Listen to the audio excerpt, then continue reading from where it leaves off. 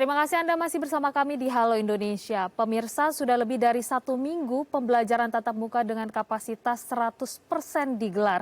Meski mampu mendorong pembelajaran yang efektif, namun PTM 100% ditenggarai memiliki resiko terjadinya penularan COVID-19.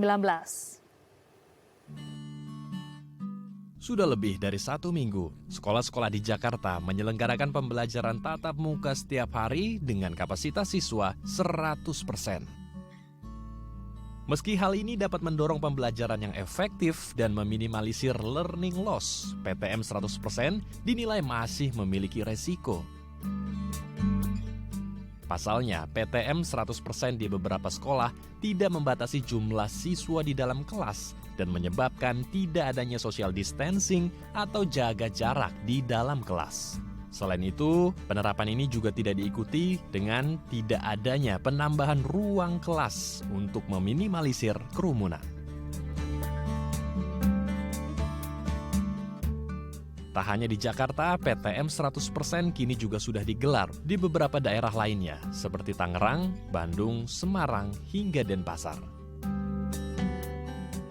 Meski memiliki tujuan yang positif, namun pembelajaran tatap muka sebaiknya tetap harus disertai dengan penerapan protokol kesehatan dan pengawasan yang ketat, mengingat varian Omikron kini sudah ada di Indonesia.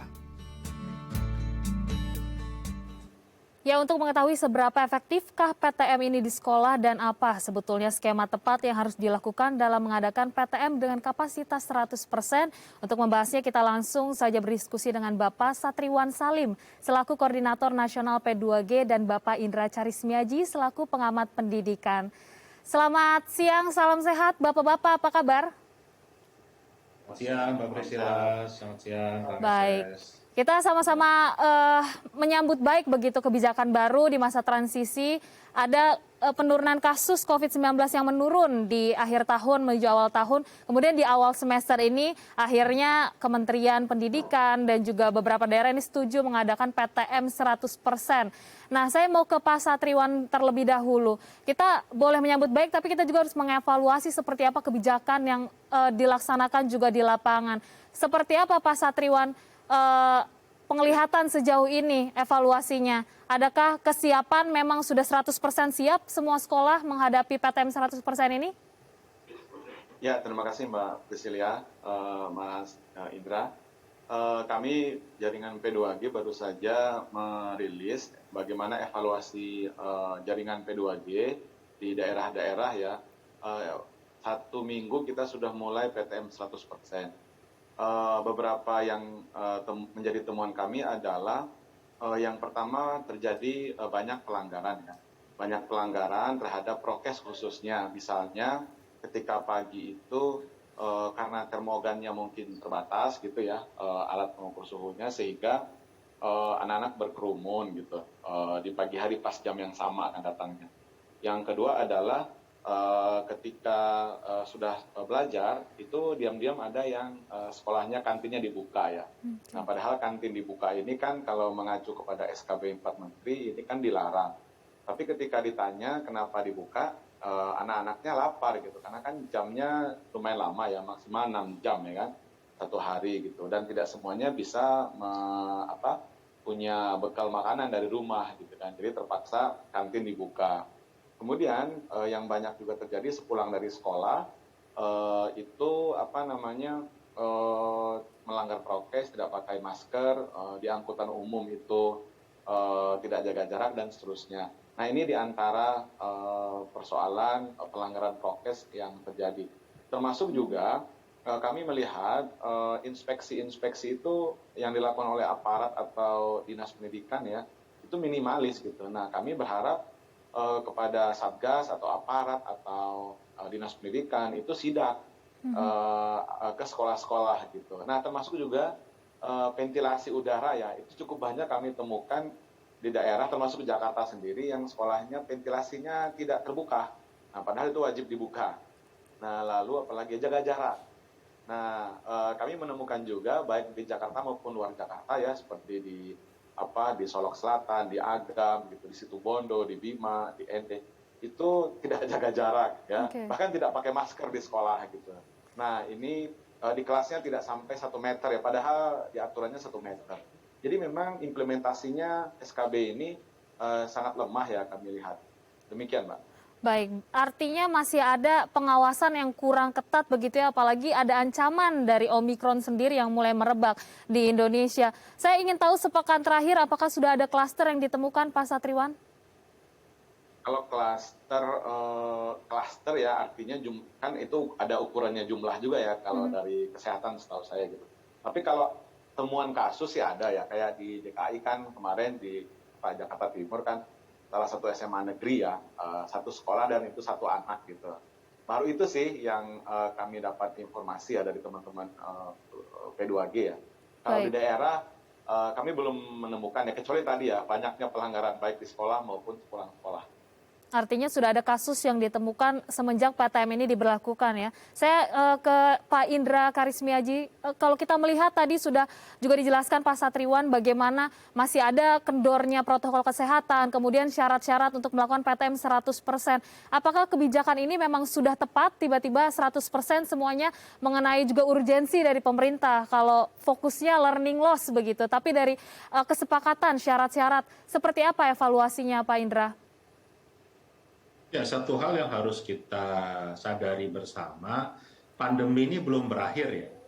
Angkanya di akhir tahun kemarin Indonesia itu relatif rendah, tapi di negara-negara lain itu Januari, Desember akhir kemarin justru meningkat tinggi-tingginya. Amerika Serikat itu sudah mendekati 2 juta sekarang. Rumah sakit sudah penuh lagi di Amerika Serikat kan gitu. Jangan sampai kita takabur, ya kan? Sama seperti awal pandemi dulu kan, kita ini menjadi bangsa yang takabur mengatakan COVID nggak mungkin masuk ke Indonesia, yang panas lah, yang izinnya susah lah, yang berbagai macam alasan itu dipakai, akhirnya kita terlambat. Nah, jangan sampai kejadian itu terulang lagi.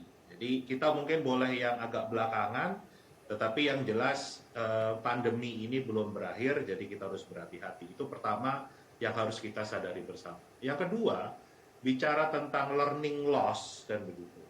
Yang namanya learning itu kita harus pahami dulu. Yang menjadi problem itu banyak sekali orang Indonesia itu nggak paham yang namanya learning itu apa. Learning itu kan belajar, ya kan? Nah, kalau kita menggunakan standarnya UNESCO, ya, standar dunia yang didesain oleh Jacques Delors, mengatakan yang namanya learning itu ada 4 bagian. Learning to know, itu artinya belajar mencari tahu, belajar mengetahui.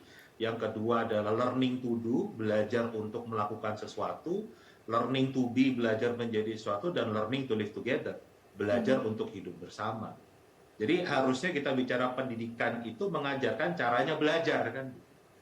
Nah, pemahaman konsep belajar di Indonesia sendiri kan sudah berbeda. Di Indonesia itu belajar adalah untuk menghadapi tes kan. Bagaimana nilainya tinggi, bagaimana menghadapi ujian. Jadi konsep belajar saja sudah keliru. Nah, kalau di negara lain itu mengatakan learning loss itu ada kesulitan untuk belajar, di Indonesia itu menganggap kesulitan untuk mengerjakan tes. Jadi dianggap yang namanya learning loss itu obatnya adalah PTM. Oke. Ya kan, padahal bukan kan gitu. Kita lihatlah, kalau kita lihat ya fenomena yang terjadi sekarang, yang lagi rame kan gitu. Kita dengar orang seperti Vicky Naki, kan ngetop dia bisa bicara 8 bahasa, ya kan? Dan dia belajarnya itu dari YouTube. Jadi dia bisa menguasai 8 bahasa asing yang berbeda, dia belajarnya dari YouTube kan gitu. Itu bagian dari learning to know, learning to do, learning to be, learning to live together, itu dia lakukan. Ya kan? Kemudian jadi sedangkan saya sering menemui guru bahasa Inggris nih, Mbak, yang minimal SPD bahasa Inggris atau SS sarjana sastra Inggris yang nggak bisa bahasa Inggris kan. Jadi di sini kan kalau kita sebut learning loss-nya itu di situ. Kemudian kita bisa lihat lagi orang-orang seperti itu yang anak lulusan SMP yang jadi hacker, ya kan? Itu dia bisa menguasai ilmu komputer, coding itu secara mandiri kan. Baik. Artinya dia punya kemampuan learning. Baik. Nah, Indonesia ini sistem pendidikannya karena tadi konsep learning-nya salah. Jadi sebelum pandemi sudah terjadi learning loss. Oke. Nah, sayangnya sampai hari ini tidak ada upaya untuk membenahi learning loss-nya. Baik. Jelas PTM itu bukan obat untuk mengobati learning loss kalau dari pandangan saya sebagai Baik. praktisi pendidikan. Baik, ini yang menarik nanti kita akan bahas di segmen selanjutnya Pak Indra dan juga Pak Satriwan. Bagaimana kemudian meningkatkan kualitas pendidikan di tengah pandemi dan skema apa yang tepat supaya anak-anak ini bersekolah juga aman dari COVID-19. Kita masih akan kembali usai jeda dan pemirsa jangan kemana-mana, tetap bersama kami di Halo Indonesia.